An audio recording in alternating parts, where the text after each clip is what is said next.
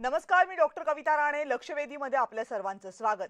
संपूर्ण भारतासाठी, भारताच्या राजकीय वर्तुळासाठी आणि भारताच्या भविष्यातल्या राजकीय नकाशासाठी आजचा दिवस अत्यंत महत्त्वाचा होता. कालपासून देशाच्या संसदेचं एक विशेष अधिवेशन बोलावण्यात आलं होतं आणि या विशेष अधिवेशनाचा प्रमुख उद्देश होता मतदारसंघ पुनर्रचना घटना दुरुस्ती विधेयक मंजूर करून घेणं. यासाठी विरोधकांची, सत्ताधाऱ्यांची भाषणं झाली. प्रामुख्यानं या सगळ्याचा भर होता तो महिला आरक्षणावर. याचं कारण हे आहे की महिला आरक्षणाचा संबंध हा थेट या मतदारसंघ पुनर्रचनेशी आहे. 2023ला जेव्हा देशामध्ये महिला आरक्षण विधेयक मंजूर झालं त्यावेळेस त्याच्यात एक अट होती की जेव्हा हे विधेयक लागू करायचं असेल तेव्हा ताजी जनगणना आणि त्या जनगणनेनंतर झालेली मतदारसंघ पुनर्रचना यानंतरच हे विधेयक लागू करता येऊ शकतं. त्यामुळे 2023ला जरी महिला आरक्षणाचं विधेयक मंजूर झालेलं असलं तरी 2024च्या निवडणुकांमध्ये ते लागू झालं नव्हतं. 2026ची जनगणना जेव्हा सुरू झाली त्यावेळेस असं वाटलं की आता या जनगणनेनंतर हे विधेयक लागू करण्यासाठीचा मार्ग मोकळा होईल, पण सरकारनं त्या आधीच एक विशेष अधिवेशन बोलावलं आणि 2011च्या जनगणनेनुसार मतदारसंघ पुनर्रचनेसाठीचा घाट घातला. मात्र याला विरोधकांनी जोरदार विरोध केला आणि याला प्रामुख्यानं विरोध होता तो दक्षिणेकडच्या राज्यांचा. कारण उत्तरेकडच्या राज्यांच्या खासदारांची संख्या वाढली तर दक्षिणेकडच्या राज्यांचं संसदेमधलं प्रतिनिधित्व आणि त्या अनुषंगानं त्यांचा आवाज कमी होईल अशी भीती दक्षिणेकडच्या राज्यांची होती, ज्याला सगळ्या विरोधी पक्षांचा पाठिंबा होता. आणि याच पाठिंब्यामुळे महिला आरक्षण जे मतदारसंघ पुनर्रचनेनंतर लागू होऊ शकणार होतं तेही आटळलं. काही वेळापूर्वीच या विधेयकावर मतदान झालं. 2/3 बहुमत सरकारला यावर गरजेचं होतं, पण तेवढी सदस्य संख्या सरकारकडे नव्हती, त्यामुळे हे विधेयक मंजूर होऊ शकलेलं नाही. त्यामुळे देशाच्या राजकारणाचा जो एक नवा पट मांडला जाणार होता तो तुर्तास तरी पुढे ढकलला गेलेला आहे. या सगळ्या संदर्भात आपण बोलणार आहोत आणि त्यासाठी आता माझ्यासोबत आहेत भाजपच्या महिला मोर्चा उपाध्यक्षा वर्षा भोसले. वर्षाताई नमस्कार. नमस्कार. काँग्रेसचे प्रवक्ते कपिल ढोके. कपिलजी नमस्कार. नमस्कार कविताताई. नमस्कार. बरेच खुश आहात तुम्ही. पत्रकार किरण तारे आपल्या सोबत आहेत. किरण सर नमस्कार. नमस्कार. आणि सामाजिक कार्यकर्त्या आशा मिरगे सुद्धा आपल्या सोबत आहेत. आशाताई नमस्कार. नमस्कार.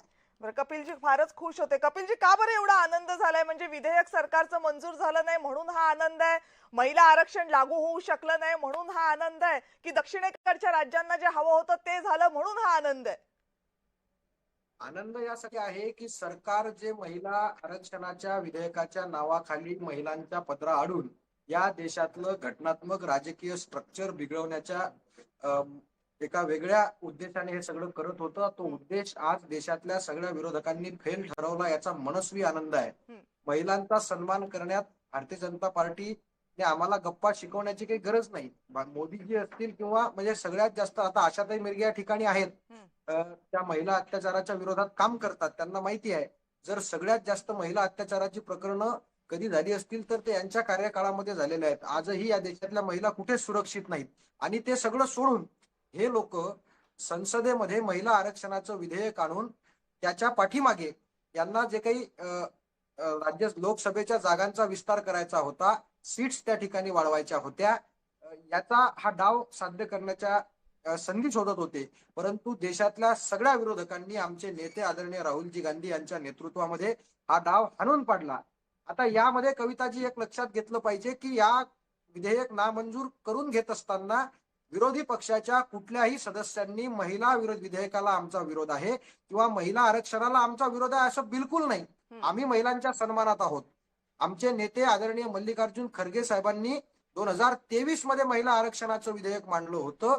ते विधेयक मंजूर करून घ्यायचं होतं. 24च्या निवडणुकीत लागू केलं असतं आम्हाला आनंद वाटला असता, अनेक महिला आमच्या खासदार झाल्या असत्या. पण आता जनगणना तोंडावरती आहे. त्या जनगणनेमध्ये आमच्या एससी महिला किती आहेत ते माहिती नाही, आमच्या एसटी महिला किती आहेत त्या माहिती नाही, एससी एसटी आदिवासी महिलांची संख्या अजून माहिती झाली नाही. आणि महिला आरक्षणाच्या नावाखाली तुम्हाला लोकसभेचा साचा बदलायचा आहे, मतदारसंघांची पुनर्रचना करायची आहे, डिलिमिटेशन्स करायची आहे. हा डाव आज सगळ्या विरोधकांनी उधळून लावला, याचा आनंद आहे. आणि काँग्रेस पक्षाचा जबाबदार प्रवक्ता या नात्यानं सांगतो की आम्ही महिलांच्या विरोधात नाही. या महाराष्ट्रामध्ये येऊन बघा, स्थानिक स्वराज्य संस्थांच्या निवडणुकीत 50% महिला आरक्षण देण्याचं काम काँग्रेस पक्षानं आणि काँग्रेस पक्षाच्या सहयोगी पक्षांनी महाराष्ट्रामध्ये केलेलं आहे. त्यामुळेच आमच्या महिला जिल्हा परिषदेच्या अध्यक्ष झाल्या, पंचायत समितीच्या सभापती झाल्या. लोकसभा विधानसभेत करायचं असेल तर जनगणना होऊ द्या, डिलिमिटेशन कशाला टाकलं? ठीक. 2023ला जे महिला आरक्षण होतं 33%, हे का अप्लाय करत नाही? हा आमचा प्रश्न होता. तरी सुद्धा नरेंद्र मोदींच्या नेतृत्वाखालील भाजपा आणि त्यांचे सहयोगी पक्ष हे वेगळ्या मस्तीमध्ये होते आणि त्यांनी महिला आरक्षणाच्या नावाखाली या देशाचं स्ट्रक्चर बिघडवण्याचा जो घाट घातला होता, ती मस्ती, तो घाट उधळून लावला आणि ती मस्ती उतरवण्याचं काम विरोधकांनी केलं. त्याबद्दल ठीक. मी आमचे नेते आदरणीय राहुलजी गांधी ठीक. आणि संसदेतील विरोधी पक्षाच्या सगळ्या खासदारांचं मनापासून तुमचा अभिनंदन मुद्दा करतो. पोहोचलाय. वर्षाताई, खरं तर 2/3 बहुमताची या विधेयकासाठी गरज असणार. घटना दुरुस्ती विधेयक होतं हे सरकारला माहित होतं. तेवढं संख्याबळ आपल्याकडे नाहीये हे सरकारला माहित होतं. विरोधकांची या सगळ्यावरची भूमिका काय आहे हेही सरकारला माहित होतं. मग ऐन निवडणुका 5 राज्यांच्या सुरू असताना, त्यातल्या 2 राज्यांच्या महत्वाच्या राज्यांचं मतदान बाकी असताना नेमकं यावेळेस हे विशेष अधिवेशन बोलवण्याचा घाट सरकारनं नेमका का घातला? आणि विशेषतः या सगळ्याला महिला आरक्षणाशी जोडून जो भावनिक वातावरण तयार करण्याचा प्रयत्न केला, काय नेमकं कारण होतं या सगळ्याचं? आज खरं तर काँग्रेस आणि सगळ्या विरोधी पक्षाचा चेहरा देशाच्या समोर आला. आपल्या देशामध्ये सातत्यानं निवडणुका असतात. महाराष्ट्र पहिल्यांदा असं होतंय की आता पुढच्या 3 वर्षात काही निवडणुका नाहीत. कुठल्या ना कुठल्या राज्याच्या निवडणुका ह्या आपल्याकडे एक नाही तर दुसऱ्या वर्षात सातत्यानं असतातच. त्यामुळे निवडणुकांच्या तोंडावरती हे करणं विरोधकांनी उगीचच निर्माण केलेलं आहे, ज्यामुळे समाजामध्ये गैरसमज निर्माण होईल आणि हे निवडणुकीच्या पार्श्वभूमीवर करतायत असंही म्हणतात. दुसरा मुद्दा जो त्यांनी केला की आपल्याला, तुम्ही जे म्हणालात कविताताई, की आपल्याकडे 2/3 बहुमत नाही, मान्य आहे. 2/3 बहुमत नसताना सुद्धा जे विरोधक म्हणतायत की 2023लाच मंजूर केलं असतं आणि 2024ला इम्प्लिमेंट केलं असतं. खरंच या देशातली परिस्थिती अशी आहे का? परवाच ज्यावेळेस मी होतो त्यावेळेस या देशाचं दुर्दैव आहे की आजही ज्यावेळेस निवडणुका लागतात त्यावेळेस कर्तृत्ववान महिलांना पुढे आणलं जात नाही. आपल्याच पत्नीला, बहिणीला पुढे आणलं जातं. 23 मध्ये आरक्षण जाहीर झालं आणि 24च्या निवडणुकीत जर आपण ते लागू केलं असतं तर कर्तृत्ववान महिलांना त्यांची संधीच मिळाली नसती की त्यांचं कर्तृत्व दाखवण्याची, की हो या कर्तृत्ववान महिला आहेत. त्यामुळे 24च्या निवडणुकीत लागू होण्यापेक्षा रितसर पद्धतीने जाणं आणि 29ला या निवडणुकांमध्ये महिलांना लागू झालं असतं आणि त्या दिशेने महिलांनी तयारी केली तर 2.5 वर्षाचा समृद्ध काळ महिलांना स्वतःचं कर्तृत्व सिद्ध करायला मिळालं असतं आणि चांगल्या महिला या 2.5 वर्षाच्या काळात अधिक चांगल्या पद्धतीने समाजापर्यंत गेल्या असताना आपलं कर्तृत्व दाखवलं असतं. पण विरोधकांना हेच नको होतं की महिलांना अशा प्रकारची संधी मिळण्यापेक्षा गदारोळ निर्माण करणं आणि आपण त्या माध्यमातून बीजेपीला आणि भारतीय जनता पार्टीचा जो धर्मांध आहे वातावरण तयार करण्याचा प्रयत्न कायम विरोधकांनी केला. आजचा दिवस अतिशय दुर्दैवी आहे. पण काँग्रेस आणि विरोधकांचा जो बुरखा त्यांनी जो पांघरला तो आज उघडकीस आलेला आहे आणि देशभरातल्या सगळ्या महिला याचा निषेध करणार आहे. बरं, आशाताई, तुमची याच्यावरची प्रतिक्रिया? दोघांचंही मी ऐकलं. दोघांनाही माझे काही प्रश्न आहेत की कपिल दादा जसं म्हणतात तसं की बाबा महिलांच्या प्रो आपण होतो तर हे विधेयक आम्ही मंजूरच होऊ देणार नाही असं न म्हणता यातल्या टेक्निकली डिलिमिटेशनशी जे तुम्ही संलग्न केलेलं आहे हे आम्हाला नको असं स्पेसिफिकली यायला पाहिजे होतं. म्हणजे बीजेपीला जे आता वर्षातही करत आहेत असं नॅरेटिव्ह सेट करणं शक्य झालं नसतं. कारण काँग्रेस ही महिला विरोधी नाही आहे हे मी अनुभवते आहे. 33% स्थानिक स्वराज्य संस्थांमधलं माननीय शरद पवारांनी दिलं आणि सोनिया गांधींनी ते 50% करण्याला मदत केली. तेव्हा आमचं आघाडीचं सरकार होतं. हे मला एक प्रश्न. दुसरा वर्षातही ना प्रश्न आहे माझा की आपल्या देशात असं वातावरण आहे का? माझा प्रश्न आहे, मागची 12 वर्ष झाले देश कोण चालवतोय? 21 राज्यांमध्ये आपल्या भारतामध्ये, नुसतं महाराष्ट्रापुरता मी बोलत नाही, त्या बरोबर बोलल्या की कुठे ना कुठे काही ना काही निवडणुका चालत असतात.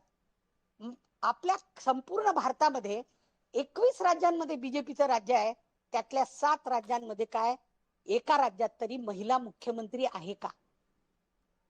आणि last but not the list की 2015 मध्ये जेव्हा यांचं संपूर्ण बहुमत होतं तेव्हा यांनी हे बिल का नाही बरं पास केलं? 96 मध्ये श्रीमती मुखर्जी यांनी या महिला बिलाची पहिली वाच्यता केली, बरोबर? आज त्याला बरोबर 30 वर्ष झाले.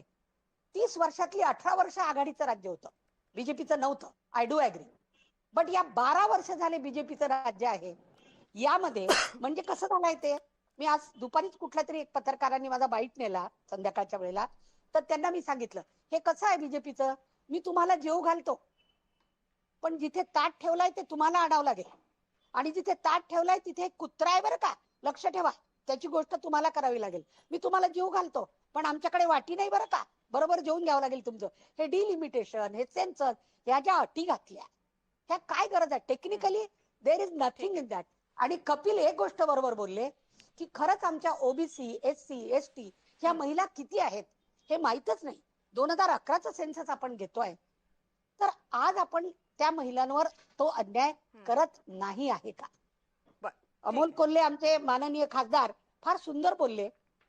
जर त्यांचा विरोध असता तर असं बोलले असते का की हे महिला विधेयक हे आम्ही महिलांवर उपकार करत नाहीये, त्या मातृशक्तीचे आम्ही उपकाराची परतफेड करतोय. ठीक, म्हणजे विरोध आहे का? विरोध नाही आहे विरोधकांचा.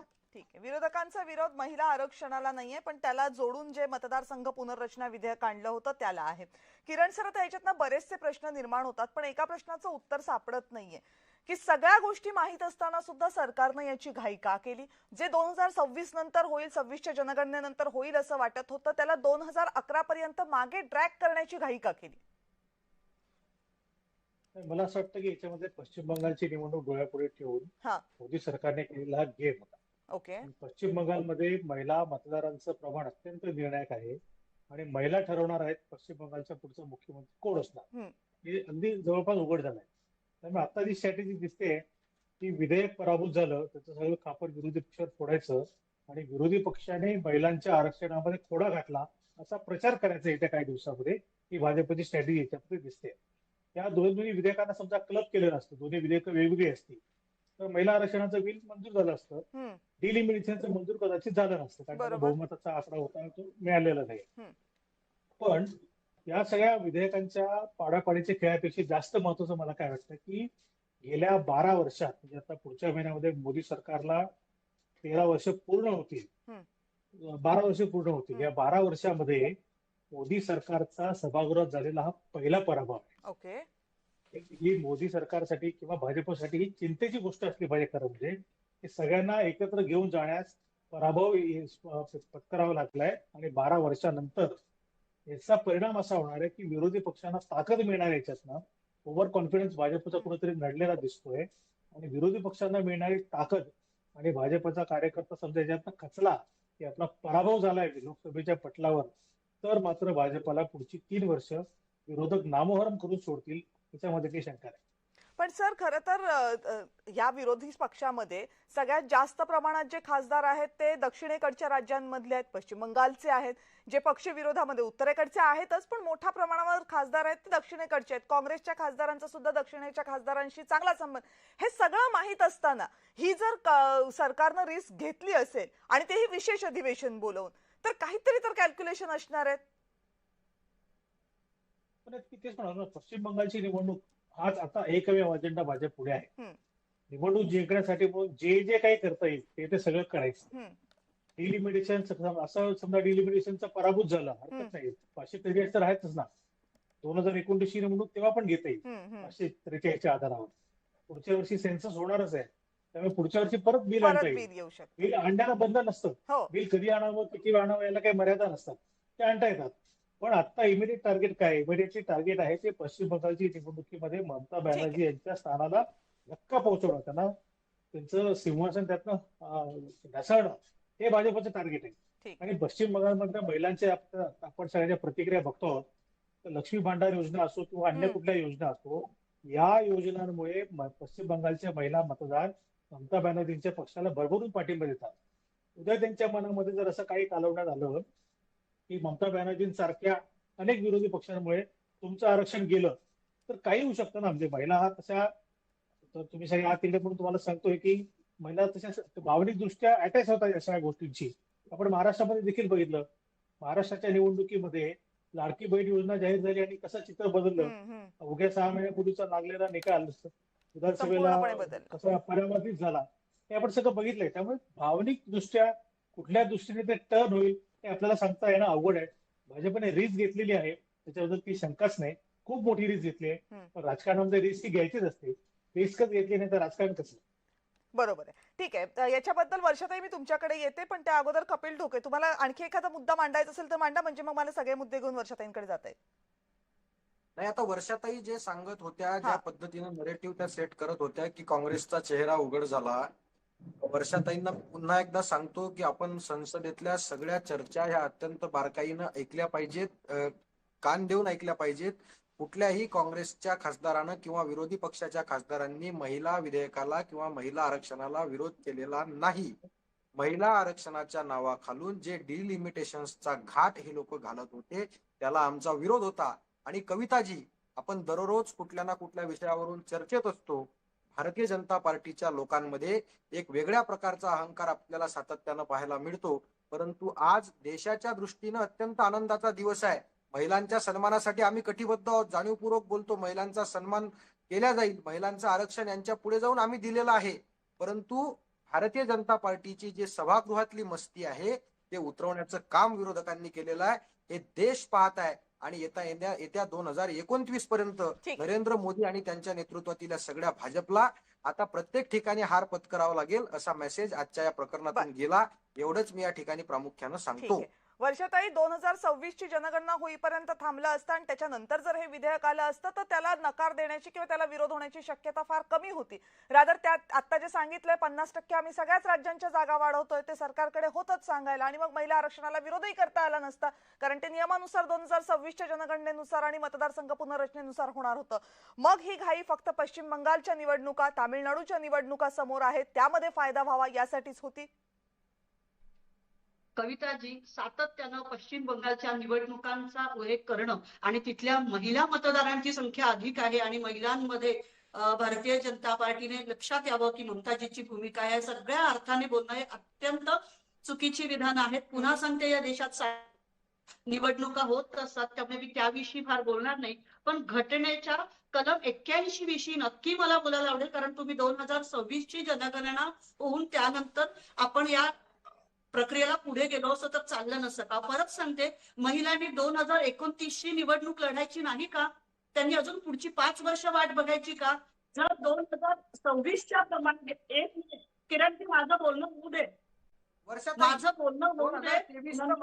24च्या निवडणुकांच्या आधी केलं तर महिलांना निवडणूक लढवता नसती आली का? कपिलजी, मला जे बोलायचं ते बोलू देत, मग तुम्ही बोला. निवडणुका महिलांनी लढल्या पाहिजे असा कळवळा ज्यावेळी आपण दाखवता त्यावेळी मग 24 ची निवडणूक आमच्या महिलांना लढायची नव्हती का? 23 मध्ये मानलेलं बिल का अप्लाय केलं नाही, का लागू केलं नाही? ओके कपिलजी, आता उत्तर देऊ देत त्यांना, तुमचा प्रश्न पोहोचलाय. ठीक आहे, बोला. की 23 ला आल्यानंतर अजूनही मी हे सांगते की या देशामधली राजकारण हे पुरुष केंद्रीय आहे आणि पुरुष झाला पाहिजे. स्त्री पुरुष भेदाच्या पलीकडे जाऊन की महिला उत्तम प्रकारे राज्य चालवू शकतात, त्यांची निर्णय प्रक्रिया उत्तम आहे आणि सगळ्या प्रक्रियेमध्ये तिला सामावून घेण्याची पुरुषी मानसिकता करणं सर्व पक्षांची, यामध्ये कुठल्या एका पक्षाबद्दल मी बोलत नाही, याला सुद्धा काही काळ जायला लागतो. दुर्दैवाने आजही हीच परिस्थिती आहे की निवडणुका लागल्या की आपल्याच पक्षातल्या नेत्यांना संधी देणं आणि ज्या वेळेस आपण 2000 करतो मग सगळी प्रोसेस होईपर्यंत 2032 उजाडतं. आणि मी पुन्हा सांगते तुम्हाला की आत्ताची जी खासदारांची संख्या आहे ती 1971 ला निर्धारित केली होती, 73 ला निवडणुका झाल्या, त्यानंतर 75 ला आणीबाणी झाली, 75च्या आणीबाणीनंतर इंदिरा गांधी त्यावेळेस पंतप्रधान होते आणि त्यांनी घटना दुरुस्ती विधेयक आणलं आणि 2001 पर्यंत कुठल्याही प्रकारची वाढ होणार नाही, डिलिमिटेशन 2001 नंतर पुन्हा ते 2026 ला ठरवलं. 2023 ला निश्चित असं ठरवलं होतं आपण की 26 ची जनगणना होईल आणि त्या अनुषंगाने आपण पुढे जाऊ. पण आता ज्यावेळेस हे लक्षात येत आहे की आपण त्याप्रमाणे जाऊ शकत नाही, महिलांना 2029 ची निवडणूक लढता येत नाही, मग यावेळेला आपल्याला विचार केला पाहिजे. कलम 81 काय सांगताय? तर लोकसभेची संख्या ठरवताना राज्यात आणि राज्यांतर्गत असलेल्या संख्येला अनुषंगून असावी, त्याबरोबर प्रत्येक केंद्रशासित प्रदेशातून 20 आणि प्रादेशिक राज्यातून 530 पेक्षा जास्त खासदार असू नये. मग असं जर झालं तर आपण त्याच्यामध्येच आता कशा पद्धतीने बदल करू शकतो, त्याऐवजी लोकसंख्येच्यानुसार प्रत्येक मतदाराचा विचार करता त्या प्रत्येक मतदाराच्या मतदानाला अधिकार आहे. एका ठिकाणी नाही, तो 11 लाख मतदानाचा 15 अधिकार आपल्याला मतदार नाही, तो मतदानाचा अधिकार तुम्ही म्हणताय आणि त्या कलमाचा ज्याचा उल्लेख करताय ते बरोबर आहे. ते जर तसं झालं असतं, जर त्या 2011च्या प्रपोर्शन नुसार केलं असतं, पण त्याच्यावरही सरकारनं तुमच्या उत्तर दिलेलं आहे की आम्ही 50% जागा वाढवणार आहोत. प्रश्न तो नव्हता. Exactly, हा, म्हणजे प्रश्न फक्त बरोबर. तेवढाच मग नव्हता. आता तो 2026 आणि 2011चा सुद्धा होता. बरोबर. वर्षाताई, वेळ माझ्याकडे कमी राहिलाय म्हणून मला तुम्हाला सगळा वेळ देता येत नाही. तुमचा मुद्दा बरोबर आहे. 81 तुमचा मुद्दा बरोबर आहे. आपण पुढे जाऊ. एक व्यक्ती एक मत आणि एका मताला समान व्हॅल्यू, हा तुमचा मुद्दा बरोबर आहे. आशाताई, शेवटची कमेंट हीच आहे की महिला आरक्षण येणार, घाबरण्याचं काहीही कारण नाही. आता जसं किरण सर म्हणाले, महिलांच्या मतदारांची संख्या, महिलांचा आत्मविश्वास, आम्ही महिलांना फार मान सन्मान देतो हे म्हणत नारी शक्तीला चिरडण्याचं, त्यांना 1500 रुपये देऊन लाडकी बहीण म्हणून अपंग करण्याचं आणि मनुस्मृतीकडे नेण्याचं सगळं यांचं, आता जसं कपिलजी बोलले की महिला विधेयकाच्या खाली सोयीचं डिलिमिटेशन करण्याचं हे सगळं राजकारण सगळ्या किमान सुशिक्षित मतदारांना कळतं. आणि आता तर महिला सुद्धा शिक्षित नसल्या तरी सुशिक्षित नक्की झालेल्या आहेत. They understand who is mine and who is not mine. ही गोष्ट आता मान्य करायला पाहिजे. बरोबर आहे तुमचं आशाताई, ही गोष्ट मान्य करायला पाहिजे की या देशामध्ये महिला मतदार ही एक स्वतंत्र वेगळी कॉन्स्टिट्युएन्सी तयार झालेली आहे. ती कॉन्स्टिट्युएन्सी प्रत्येक राजकीय पक्षासाठी महत्वाची आहे. प्रत्येक राजकीय पक्षाला या कॉन्स्टिट्युएन्सी मधला जास्तीत जास्त वाटा हवाय, त्यामुळे प्रत्येक जण त्यासाठी प्रयत्न करते. मग कधी कधी महिलांसाठी लोकोपयोगी योजना आणल्या जातात, कधी महिलांना आर्थिक मदत दिली जाते वेगवेगळ्या योजनांच्या माध्यमातून, तर कधी महिलांना लोकशाहीच्या प्रक्रियेमध्ये जास्त प्रमाणात सामावून घेण्यासाठी आरक्षणाची माध्यमं वापरली जातात. माध्यमं कोणतीही असू देत, पण महिलांचा या सगळ्या प्रक्रियेमधला सहभाग वाढणं हे अधोरेखित आहे. तो वाढला पाहिजे, त्यासाठी प्रयत्न व्हायला पाहिजेत.